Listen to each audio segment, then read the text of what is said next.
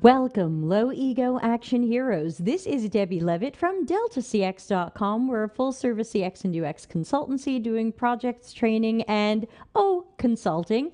Hey, I've been putting up some new case studies. Check them out over on customercentricity.com. And I forgot my own information architecture, how we do it, or something like that. But case studies, super cool projects we've been working on. And yes, I've got headphones on. That means we've got a guest coming. But before we welcome our guest, let's say thank you to all of the people keeping me in streaming software and chocolate chips. Thank you so much. I didn't eat the chocolate chips today, but I greatly appreciate you donating to the channel by clicking that roundish button on YouTube that says join. And remember, this is office hours. You can ask your question at deltacx.com/links. In fact, that page will answer pretty much every question y'all keep asking me about the show. Just go there. But we do have 4 questions already because I collect them as you send them in. So we're going to jump in with a question. But first, let's meet our guest. And he is a repeat guest. He was here in November. He's back. Holy cats. Wow. Hold on, something exciting. Wow. Greg Marinelli, which I'm going to spell because I've overpronounced it. It's Greg, last name Marinelli, in case you want to look him up and stalk him appropriately. Greg, tell us who you are. Hi, Debbie. It's so nice to be back. This is amazing. And hello, everyone watching, listening, however you're consuming our content. My name is Greg Marinelli. My pronouns are he, him. I am a research director at JP Morgan Chase, where I oversee our team on the consumer banking products group. And that's just bank talk for checking and savings accounts, essentially. So checking and savings accounts research for the largest bank in America. Outside of that, I am a strategy nerd, game nerd. I live in Connecticut with my beautiful wife and our 2 amazing fuzzy black cats, and am really enjoying the start of the warm weather, getting outside again, and being a little bit active. And it's just a pleasure to be here. Great. I don't know if you're a fan of YouTuber Ryan George. I'm super obsessed with him, but there was a great video he did where he has someone who wins an award and he's doing his thank you speech and he's like, and I want to thank my wife and our 3 beautiful children and our 2 ugly ones. And it's just like, Is that the Screen Rant guy? yeah. Yes, I He love has his own channel where he does his own yes. stuff. Yes. Okay, quick plug there for Ryan George. Not sponsored, just totally obsessed with him. Okay, so let's get to our first question. These were all sent in ahead of time, so if you send in your questions now, you are going to be at the bottom of the list, but the show's an hour long and we'll do our best to get to you. Okay, let's read this one out loud. It says, hello. When presenting your portfolio case, can you give us a bit of advice on an effective and persuasive format? I realized that presenting my online portfolio to a prospect is not working well because it's meant for people to sit and read it themselves. I'm thinking of designing a separate format for presentation purposes with less text. Do you have some advice? I hope you can spare a minute to briefly discuss some things that worked for you. Of course, we have a minute. Greg, any advice for a portfolio that you're going to be presenting, I guess, in an interview or to a potential client? And hello, Malika. Yeah, first of all, great question. Like so many of the questions that we'll probably answer today, the broad answer is it depends. So let's talk about the things it depends on. Debbie, you raised a fantastic point. Well, that depends, yes. Are you presenting this for an interview or a sales pitch? It seems in the question they're implying a prospect maybe is a sales pitch. But even within either a prospect, sales pitch, or an interview, it will depend on whether you're doing it in person, remote, whether you are sending the materials in advance, or whether you are presenting the materials. So the short answer is yes, I would advise you to have different formats depending on how you're presenting. If you are presenting to a potential client, my expectation as the client is that I understand the presentation. I don't care about the format specifically. I care about the story that's being told. And if you are sending materials to me in advance and they're very basic slides with they look beautiful, but they have one word on each slide over a beautiful photograph. That's not telling me any story. I'm not understanding what you're saying. And so if you're sending me content to pre-read, you might have to send me more material. But if you're presenting to me in person or on Zoom and you're walking me through the materials, it's perfectly fine to have a completely different set of materials where there's less content, fewer words on the slide, where you're able to articulate and tell the story, show some visuals, do some storytelling. Absolutely, that's appropriate. I would say that that stands true in an interview format as well. The one maybe difference I would say between the prospect experience and the interview experience is even with a presentation in a prospect world, I would also recommend sending materials after, right? If you're trying to sell this person, you probably want to give them materials either as a pre-read or as a follow-up. Those materials, again, should probably have some content in it. Whereas in an interview, you're not often sending that portfolio presentation to the employer after. You're simply presenting it to them and saying thank you and seeing what happens. What do you think, Debbie? How wrong was I? None wrong. You and I rarely disagree, and even if we do, that's great because it's just more angles. Ooh, apologies, my internet is blipping a little bit today. Hold on, everybody, it's back. Oh, Edie's here. Hi, Edie. Let's see, my portfolio project. Okay, Edie has a follow-up question, but Edie, we've got 4 questions ahead of you today, so I'm sorry, we're gonna have to put you at the end. Don't take it personally. But you have a great question there, so I promise we will get to you.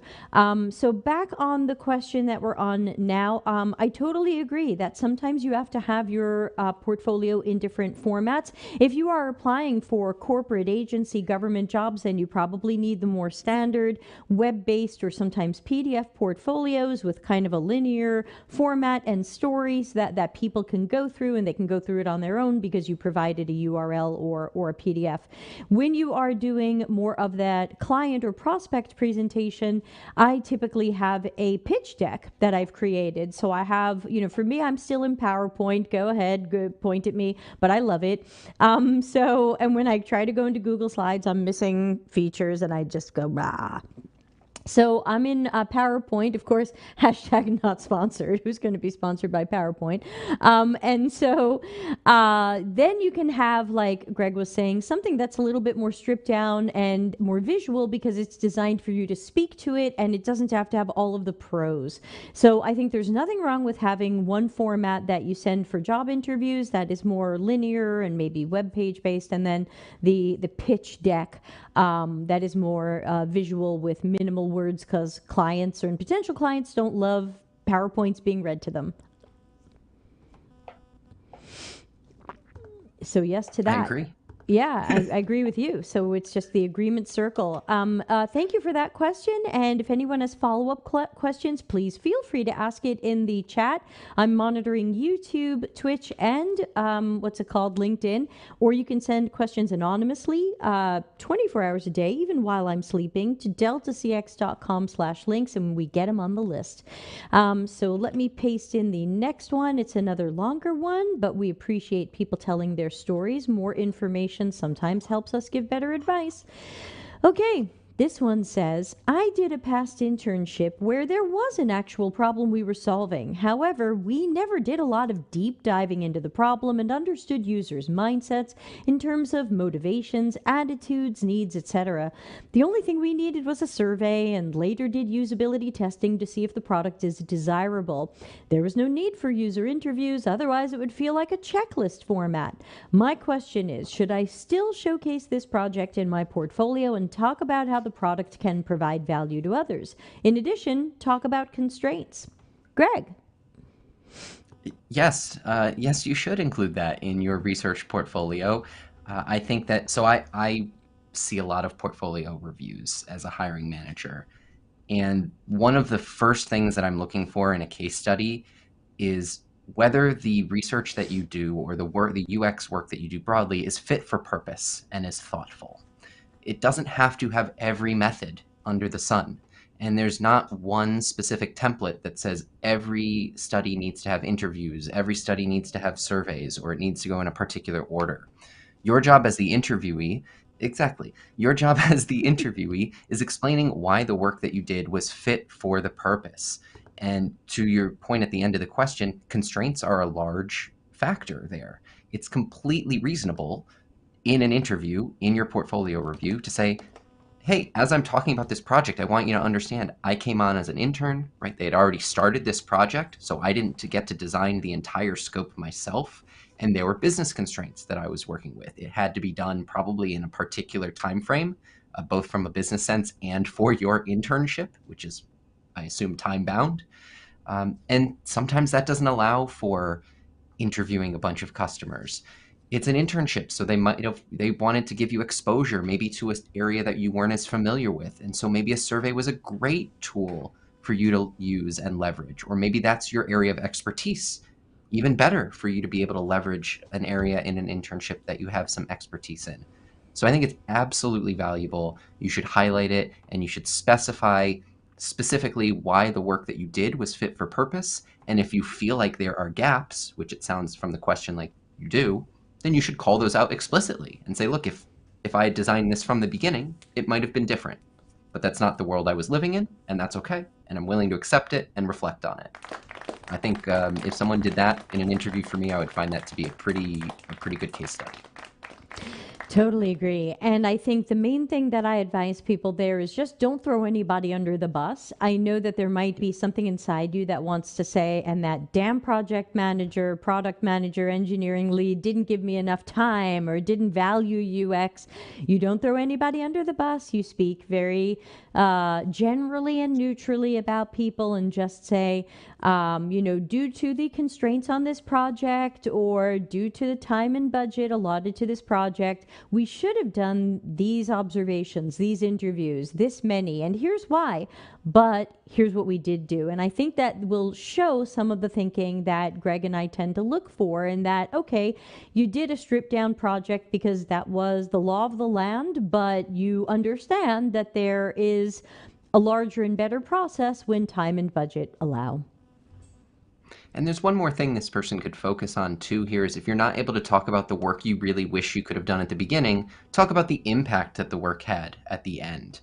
Talk about the impact it had on the business or the impact it had on the customer, and how if you could do it over again, having learned what you learned, you might have seen even more impact, right? I think it's totally fine to acknowledge these gaps as long as you're able to learn from it and show that you've learned from it. And we're just going to throw Ana Lucia's comment in as a quick impromptu follow-up question. And her comment had said, this would belong in a context or background section before the case study, or maybe at the end. I usually put it in context. So if you think the research was lacking, when you tell me about the research, tell me what you did and didn't do, and or what you should have done and why. So I don't think it has to be at the beginning or the end. I tend to say, explain this as I go through the story. What about you, Greg? I agree. I've seen it many different ways. The folks who typically save it to the end, what happens is the interviewer or the panel is sitting there the whole time during your case study saying, why did they make this decision? Like, why did they skip over this part? This Right. this seems bad. And they're forming that opinion. And even though you answer that question at the end, they've still just been sitting there the whole time questioning you. So I like to move it up. If it's not at the beginning of setting up the case study and talking about constraints, I like to explain it in context when it becomes relevant during the story. So when you get to Debbie's point, when you get to research methodology in this case, saying, look, we thought about a bunch of different methods. We really wanted to do maybe these three, but given these constraints, we had to do this one to accomplish this specific goal, right? This was our primary objective, so this was the first thing we did, which meant maybe we didn't do this other thing or these other two things. And providing that in the context there, now your panel or your interviewer is understanding of the thoughtfulness, again, of your work. It wasn't random what you did. They understand the context and the nuance, and now they can follow along with the rest of the story instead of wondering the whole time. Great point. Excellent, excellent point. Thank you for adding that in. Okay, the next question we got ahead of time said, can you talk about how you build good relationships with developers? With developers, yes. Although I'll say it's not much different from how you build good relationships with anybody that you work with, candidly. It's time, it's empathy, and it's partnership, right? First time. You need to spend, and this is not a framework that I have. These are three adjectives I've just come up with off the top of my head, so I'm probably missing stuff. But basically, right, time. You got to spend some time understanding what they do as a job and teaching them what you do as a job. And that, I guess that is in part with empathy as well. You need to understand their work, the constraints that they're under, the deadlines that they're under. So often, I think that everyone in UX, research, design, content, our partners in tech, data, and analytics, they just often make this assumption that the other people that they're not actively engaged with at that moment are off just, I don't know, hanging out, not doing much of anything. We're all busy all the time, right? And if we're not working on your thing, it's because we're working on six other things. And it can be very powerful, and you can make great relationships with any partner, including tech partners, by just having a better understanding of the stressors that they're under and what they need to get done on a day-to-day basis. Because typically when friction shows up, it's because someone has just shown up and said, hey, I need you to do this thing. I don't care what else is going on. I have this thing. You need to do it, right? How can we be good partners? Which is not really, that's disingenuous when you just show up and say, how can we be good partners? And you're just asking for something from someone else. And so empathy, you need to understand that context. And then partnership, right? As I was just saying, you can't just ask for favors and expect for them to be a great partner and love working with you when it's a one-way street and all you're doing is asking them for things. So you need to teach them about the work that you do, bring them into the work, involve them, do favors for them, right? Help inform their work as well. And by doing that, like with any other partner, you'll establish a partnership rather than become an order taker or an order giver. Yeah, great answer. And in addition to that, what I would probably add is sometimes just asking developers, hey, what do you need from me? And what's the preferred format that you want to get it in? And if they ask for something wacky, I want an Excel spreadsheet, then you go, okay, why? Because maybe they think they want an Excel spreadsheet because that's the way they used to do it, but maybe you know of something better. Hey, we used to give people spreadsheets, but now I give you this. Can we try that out? No, I really have to have the Excel spreadsheet. All right. Usually I will adjust my work style to my cross-functional teammates so that I am delivering what's going to set them up for success, even if it's a little bit weird for me. Like I used to make Axure prototypes and I would get that odd developer, not who's odd as a human, but the random developer who would say, hey, I really want an annotated wireframe. And I'd be like, oh, that's, so 2011. Okay, are you sure? Yeah, it really helps me. But I've got this completely interactive prototype you can live. No, I really like those annotated wireframes. Okay, you get annotated wireframes. So even though this can cause you more work, say yes. Say yes because you'll be that partner and balance of power there. You want to hold on to your own power and autonomy, but just to say, hey, this is the direction my design seems to be going. Does that work for engineering? Is that going to mess with anything you're working on? Do we have API calls for this? Do we have microservices for this? Is there something I'm designing here that we can't build? And so they hate being surprised at the end. So I think one of the best ways you can improve that relationship is to just talk to them once or twice a week. Here's what I'm working on. Hey, what are you working on? Greg.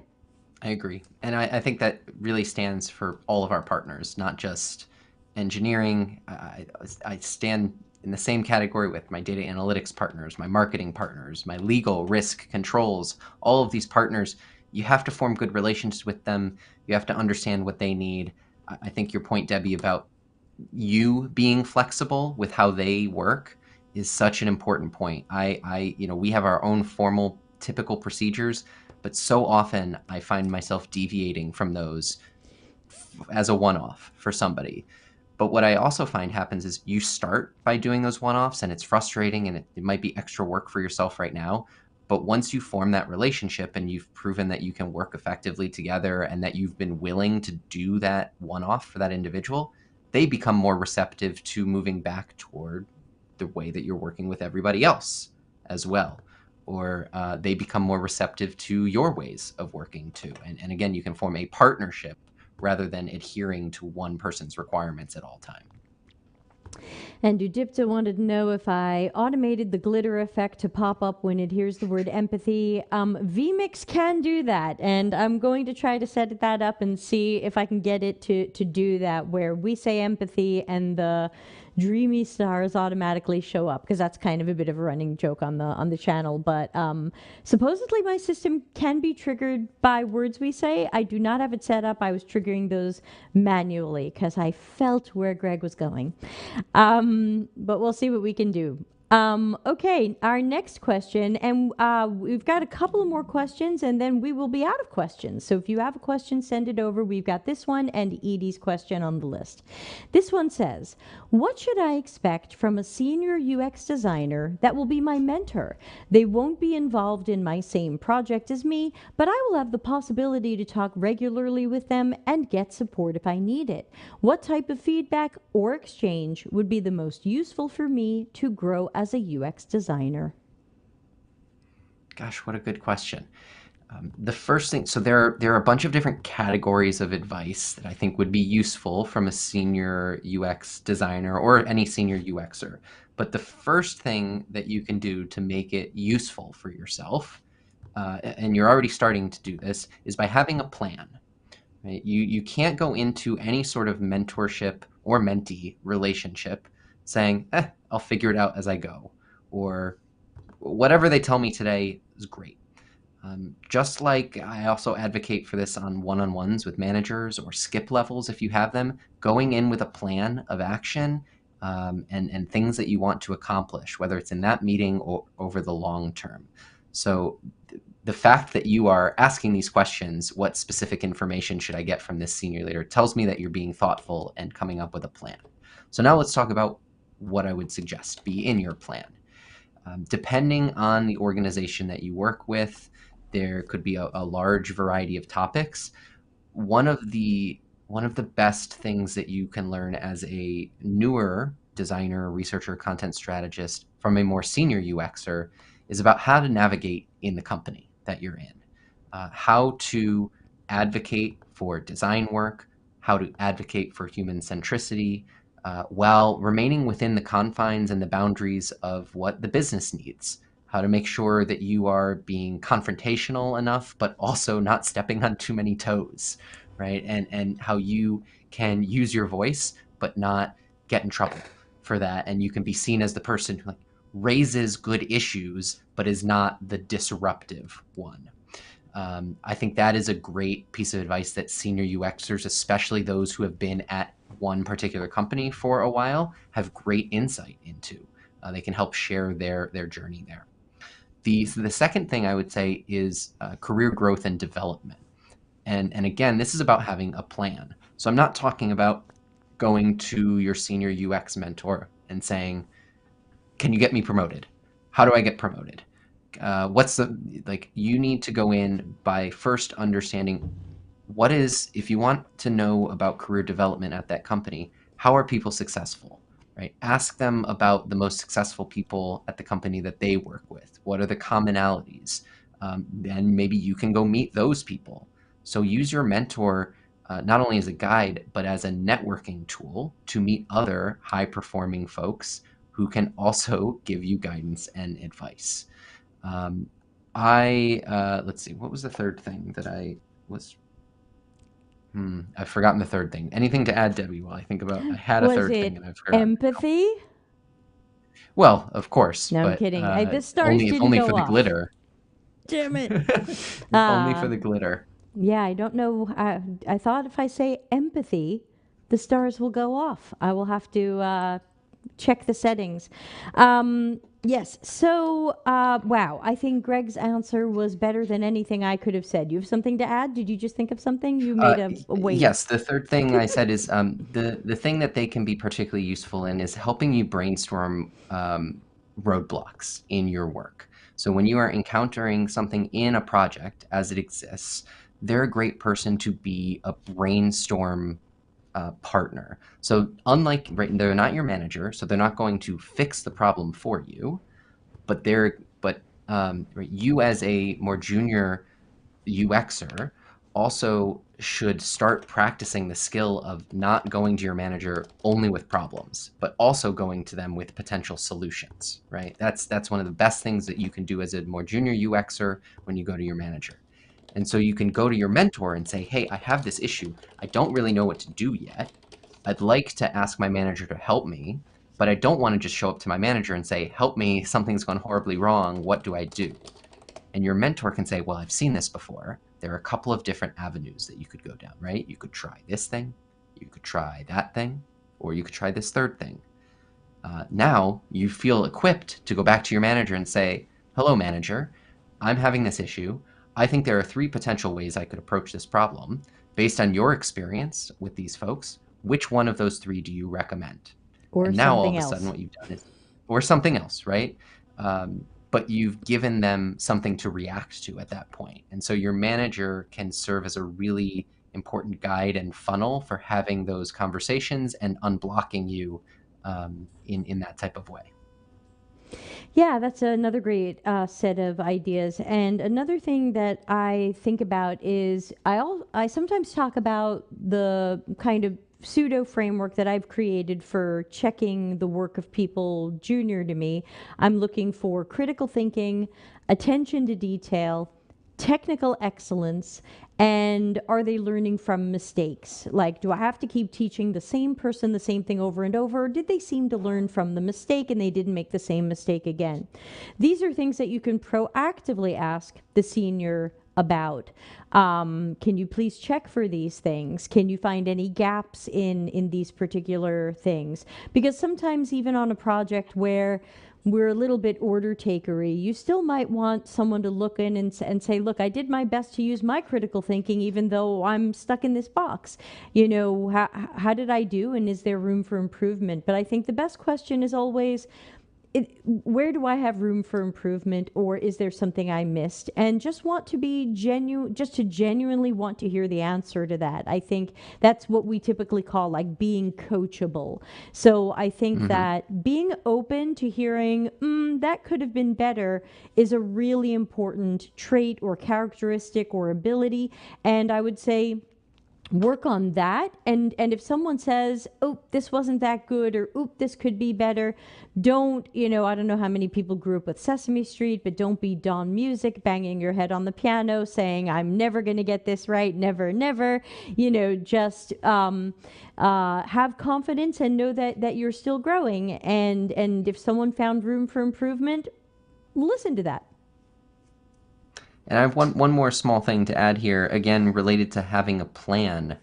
I would really encourage you, as tactical and as silly as this sounds, I keep a sticky note pad on my desk every day. And one of the things that I do when I think of something that I want to talk to my mentor, one of my mentors about, my manager about, I write it on my pad. So when I step into every conversation I have with my manager or a mentor, I have a list of things that I want to talk about. Um, because so often when you step into those conversations with a mentor or a manager, the first question they ask is, so what are we talking about today? What's on your mind? What can I help you with? And gosh, is it helpful to have 3 or 4 or 5 bullets of things that I could talk about? And if you want to get really advanced, if you, let's say you only meet with your mentor once every 2 months, once every month, if you really want to be nice, you might send them an email a couple days in advance saying, I'm really looking forward to our conversation. Here are 2 or 3 topics that I'm really hoping to explore that I've been thinking a lot about. Just wanted to let you know in advance in case you want to give it any thought. Because, gosh, I know when folks come to me with questions, I love answering them impromptu like this and ask me anything. But when I'm able to sit and think with my thoughts and put something together, it can help. It allows me to help my mentees more as well. and you can be proactive about that and help them help you. Wow, we just got a whole flood of questions in anonymously. Now I hope we're even going to have Great. time for these. So I might have to say no more questions. We just got a flood. And someone even sent one using our old system, which I haven't logged into in a zillion years. So I have to see if I can even get into the old system to get this question. Well, no doubt Darren Use Hood the is link. just spamming us right now with questions. That's obviously it, right? No, we did get one of those questions that we're not really going to be able to answer because it could be an entire master's degree, so that is coming. But we'll do our best. You didn't get that job, Karen. Okay, so I don't know. All right, so let me jump to the next question while I try to log in and find mystery question. Great. Next question was, this one from Edie. Okay, Edie, we finally caught up to you. Thank you so much for your patience, because this one came in just as we started the show, so Edie had to wait a half hour. Hi there, question. My portfolio projects will be work-related projects. How do I use those projects without getting in trouble for sharing clients' info? Oh gosh, what a tough question. Okay, so the lawyer in me wants to. We forgot to I mention I that am. part. Yeah, I didn't mention it. I am a lawyer. Okay. I don't actively practice, but I am a lawyer. But like the person who's concerned about risk and controls in me wants to preface my entire answer by saying, like, please be careful to like do your best not to break NDAs or any sort of agreements that you have with employers. I'd say that's especially true when you were working on something particularly secretive that has not launched yet. Right? You don't want to. This is not about like, don't get yourself in trouble. That's it. Um, that's like it's that simple. Don't get yourself in trouble. That said, let's be realistic here, right? People share information in their portfolios all the time of previous work. The best advice that I can give you is make sure that to the best of your ability, you're doing things like anonymizing data.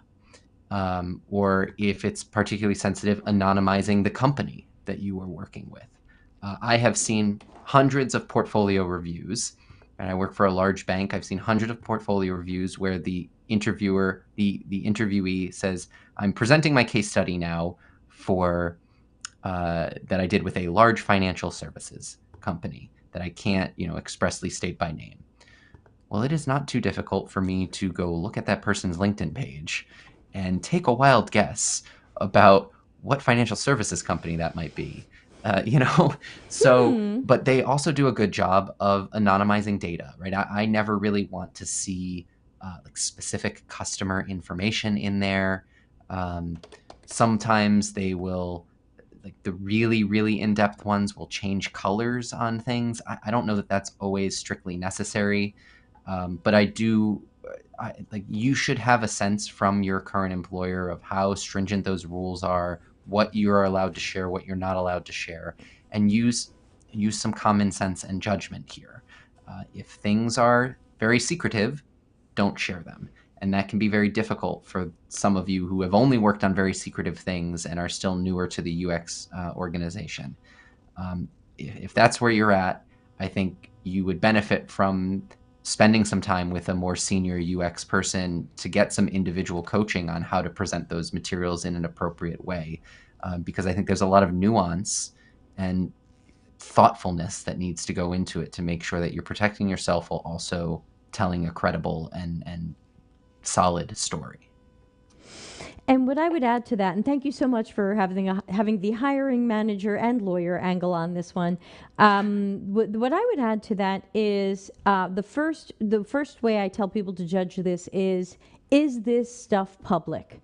So if you did something for a client, but anyone can go to the client's website and see it, this stuff isn't confidential anymore. It's not a secret. It was a secret when you were working on it, but now everybody could see it. It's not a secret. So the first question is, if this work is live, public, available work that any customer or user of that client company would see this, then it probably doesn't fall under, again, I'm not a lawyer, but it probably doesn't fall under the confidentiality agreement because it did go public. It is available for humans everywhere to see it. So it's not a secret. But in that case, you would be able to even screenshot the client's site and say, well, you know, it ended up a little bit different than I designed it, but here's how it ended up. And you might even have some information on any impact or good stuff that happened because of that. So number one, if it is live and out there for paying customers or the public, you probably can show it. If it is not, then it probably is some sort of secret. Then the next question I have is, what did you sign in confidentiality, and when did this project happen?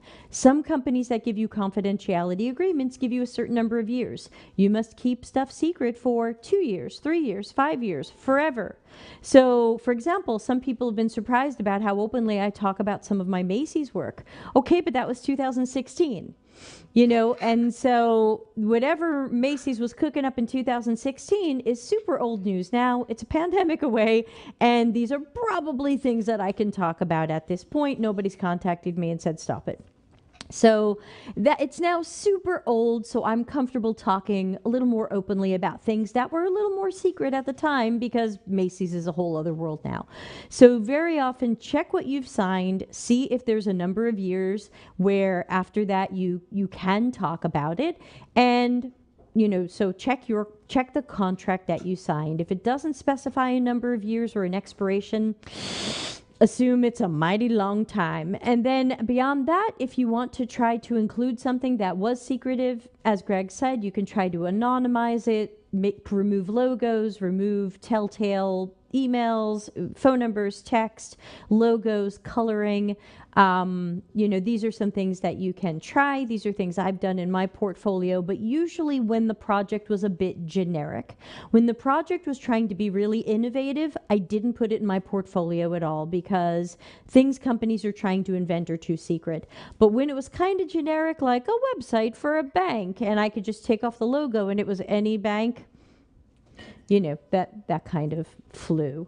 So, but What are you saying, Debbie? You saying all bank websites are the same? Is that what I'm hearing? You should see the one I worked on in 2016. This was super generic bank website, so I wasn't too. Yeah. The secret aspect of was who it was, because it was an early move from an international bank into the online bank space. They were going to like spin off another brand. I think they did end up spinning off that brand, but it didn't fly in America. They did it in Europe. But it was like, oh my God, no one can know that this bank is spinning off this online only, you know, no branches bank brand. So that was the confidential aspect. Otherwise, the rest of it just looked like a banking website. But it's like, we don't want anyone to know what's behind this. And how do you feel, Debbie? Because I think when I see presentations where people have anonymized data and they've been thoughtful about it, I like that in a candidate because it shows a level of awareness, and it shows that if I were to hire this person, they're going to take care of my customers' data. They're going to take care of my information and my work. You know, I quite like that, to see that level of thoughtfulness in a candidate. Absolutely, because you are sending a message to these people that, hey, someday you might be in my portfolio and this is how I'm going to handle your data. And when I see the person come in and show way too much, and by the way, a password doesn't save you from any of this. I've had people come on this show and ask questions and say, but I put a password on it. The lawyer here can tell us that that doesn't save you from breaching confidentiality. Whether it's password protected or it's a PDF or it's got Bitcoins behind it, doesn't matter. It's got Kubernetes, whatever. You put the buzzword on it, doesn't matter. So confidentiality is confidentiality, and the password isn't going to help you. So we got 20 more minutes and a whole bunch of questions. So I'm going to move into lightning round mode. Okay. Okay. The next one says, as someone who's new to UX and looking to break in during this intense market, are there roles outside UX UI that you recommend I look at if I want to do UX work? I was startled by how much I loved UX work and would really love to be a part of the field, but it's obviously a very difficult time for those looking to pivot right now.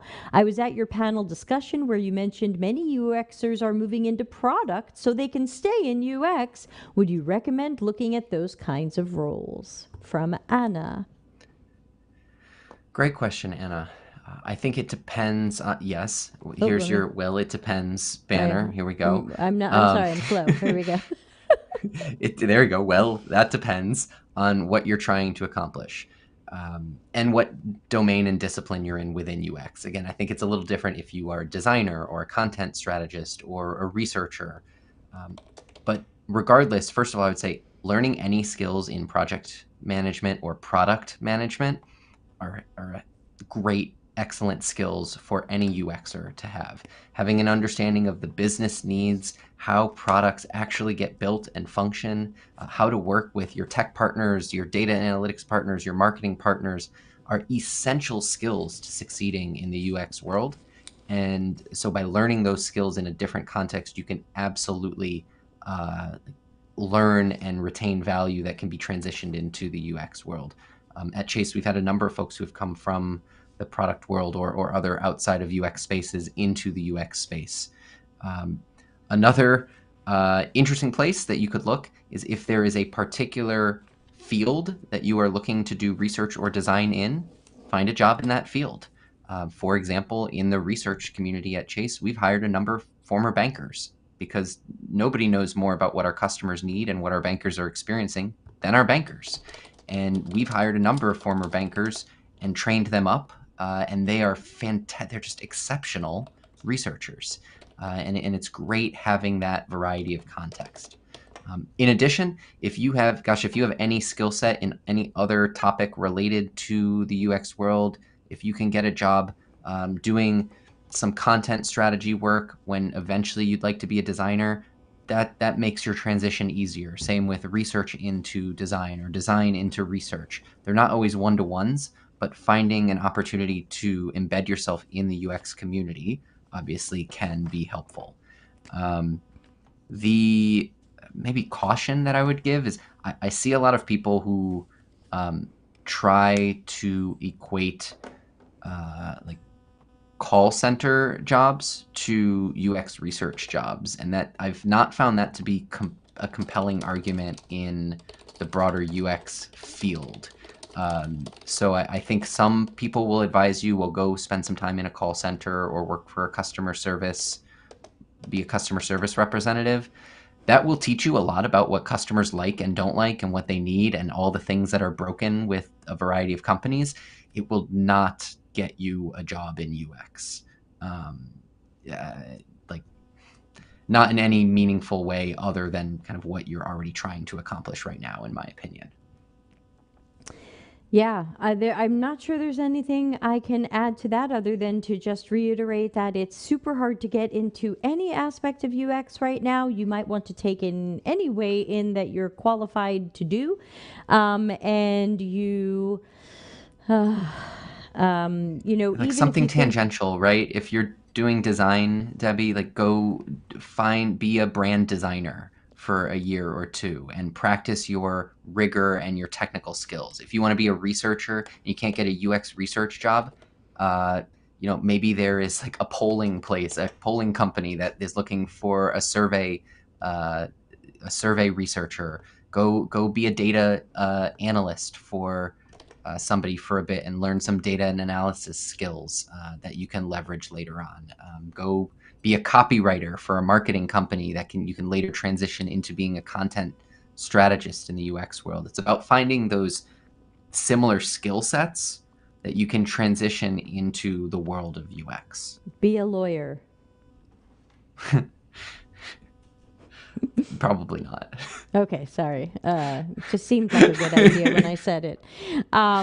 Yeah, so unfortunately, Anna, I don't have a lot of great. I can't add to that other than to say, sorry, it's a mess out there, but I predict there will be a shift and correction, and eventually, 750,000 people that took the Google UX course will find, 749,000 of them will find something else to do, and it will shift.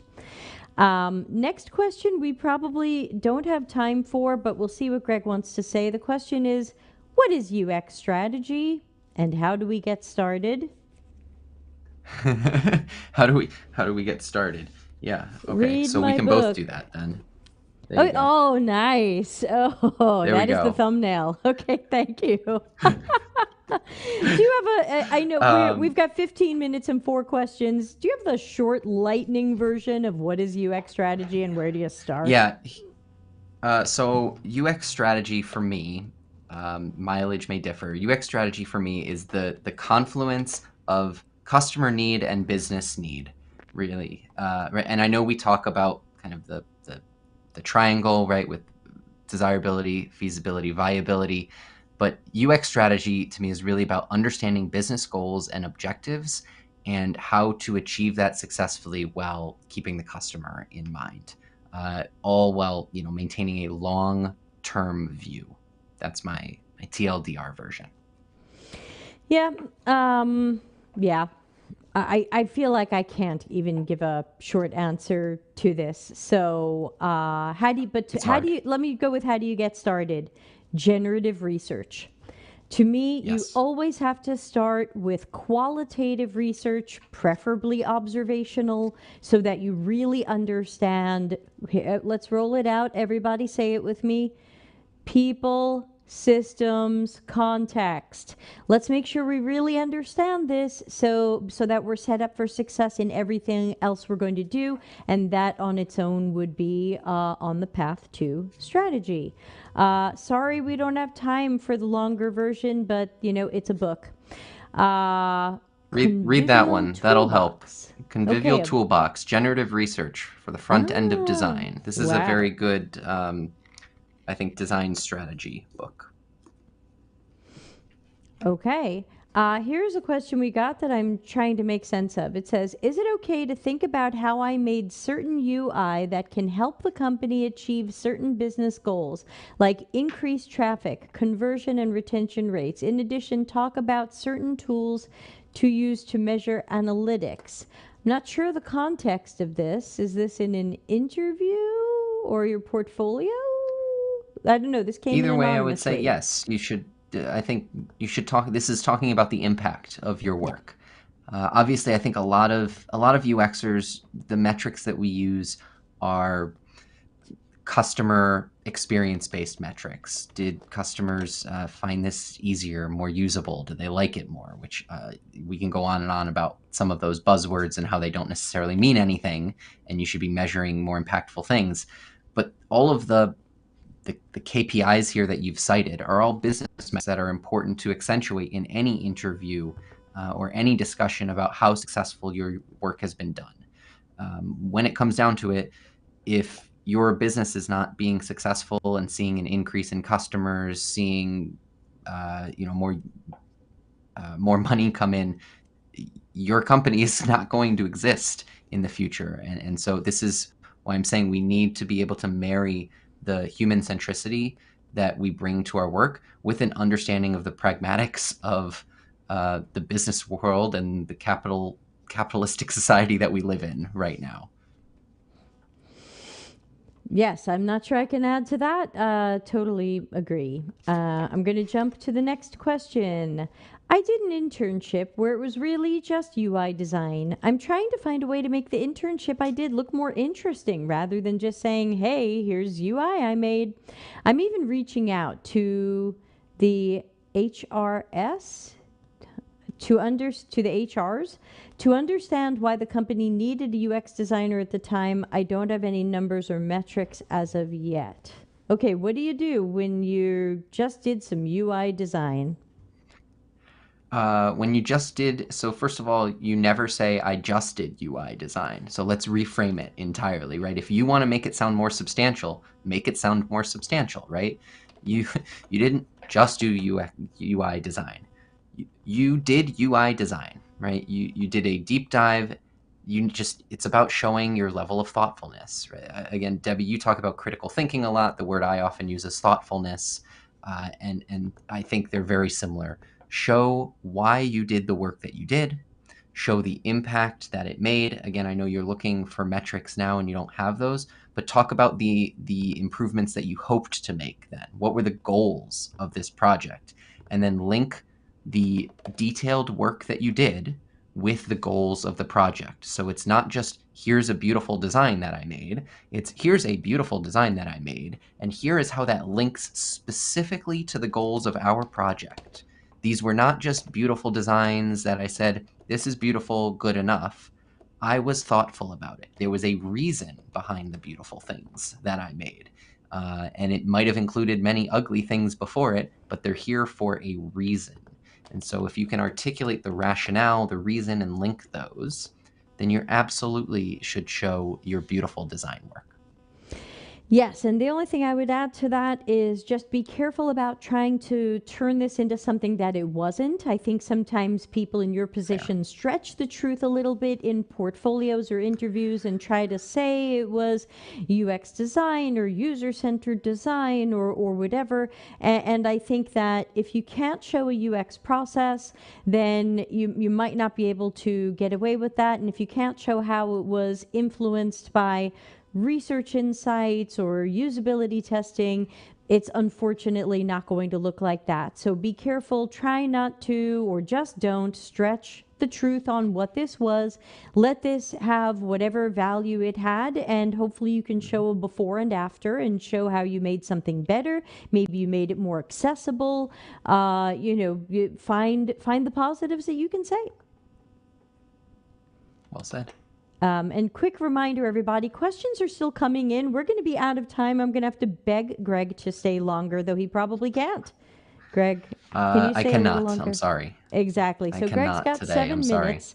Totally understandable. He's got a real life and job, everybody. So we will have to let him go in a few minutes. Whatever questions we didn't get to, we will save for the next edition of Office Hours, and your questions will be answered first, but I apologize. That's probably a week away. Okay, next And I'll question. come back and answer questions again another time, too. Yes, we will. We had you in November. We'll certainly have you back again. What are helpful ways to achieve alignment between the UX and business development team in order to set or grow the UX process within a small agency setting? Oh, I've answered this one a bunch of times. Okay. Greg, any thoughts there? Well, I'm less familiar with a small agency setting, so I will defer to you on this one if you're all right with that.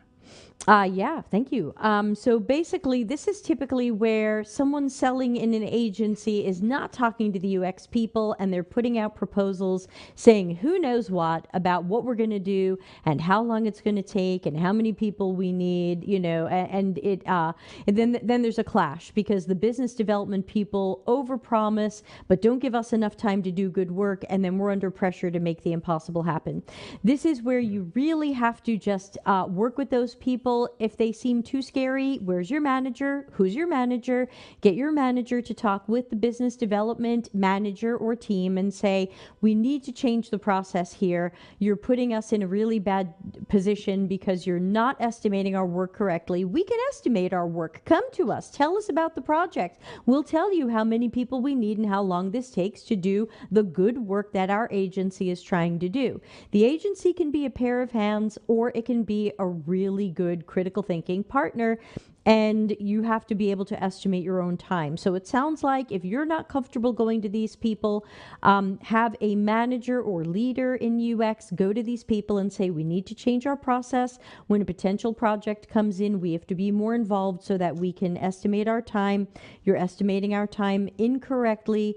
That's leaving money on the table. That's causing lower quality projects, whatever it might be. So that would be some of my advice. They're trying to go fast.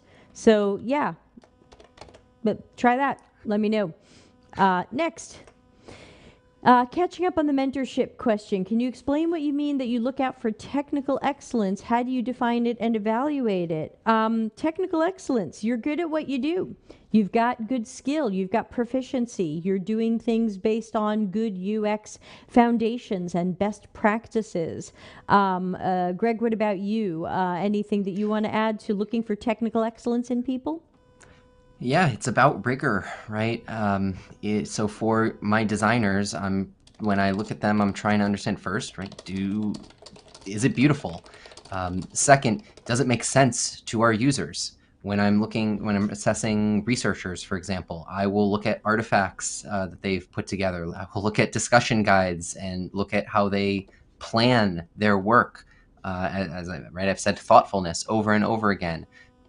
Which is so closely tied to rigor. The easiest way to improve as a junior UXer is just to spend more time thinking about every single part of the process. That is the biggest difference, honestly, between junior UXers and senior UXers. The level of thoughtfulness and the level of detail that senior UXers pay attention to at each stage of the process. And they know when there are certain things that they don't have to pay as much attention to. As a junior UXer, you have to pay attention to every single detail so rigorously to prove yourself. That's the best way to prove yourself. All right, Greg, I know we've got you 3 more minutes, so I'm sorry we're not going to get to Schwetz's question or to Kayleen's question. We will save them for the first questions next week. Greg, so happy you've been here. Any last thoughts you want to give to the peeps, and where can they find you? Yeah, sure. So first, thank you again for having me. It's always a joy to talk to you. The questions that you have on this program are wonderful all of the time. They're really pointed, very specific. They're fantastic. So it's great to see such engagement. I would just keep going for the folks looking for jobs. I know it's a hard time right now and everyone is struggling.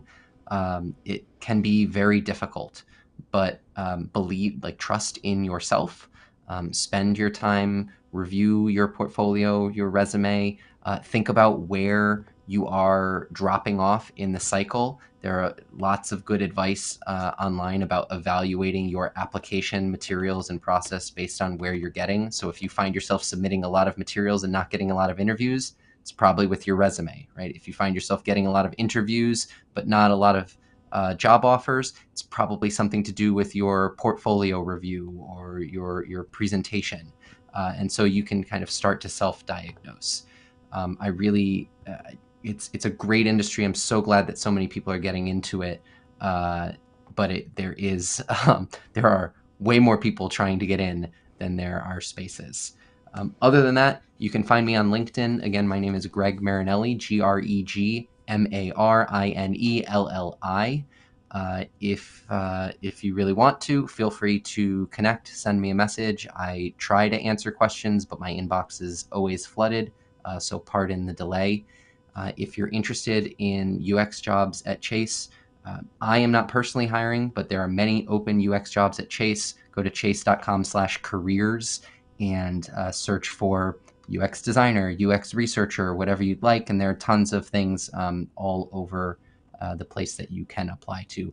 Please, though, do not email or send me a LinkedIn asking me if I can get you one specific job. We have 250,000 employees. I cannot do that.